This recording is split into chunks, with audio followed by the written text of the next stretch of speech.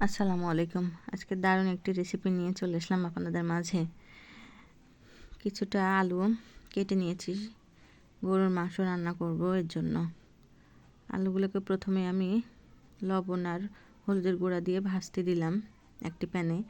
এরপর গরুর মাংসের জন্য যে জিনিসগুলো লাগবে সবগুলো এগুলো নিয়ে নিয়েছি আমি।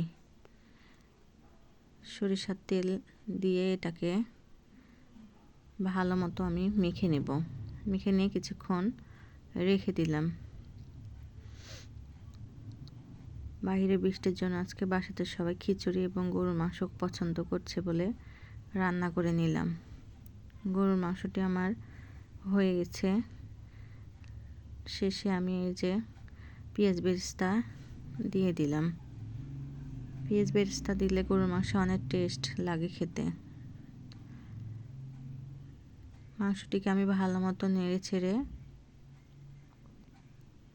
ঝোলটাকে একদম কমিয়ে নিব। প্রায় আমার মাংসটি হয়ে গেছে। এদিকে আমি চুলাতে একটি পাতিলে খিচুড়ির জন্য চালটা ভেজে নিয়েছি। বাইরে বৃষ্টি হচ্ছে, ইফতারে বেশি সময় নেই, এই জন্য খিচুড়ি এবং গরুর মাংসটা আমি করে নিলাম। এই যে খিচুড়িটা আমার হয়ে গেছে। গরুর মাংসটাও রান্না আমার শেষ হয়ে গেল।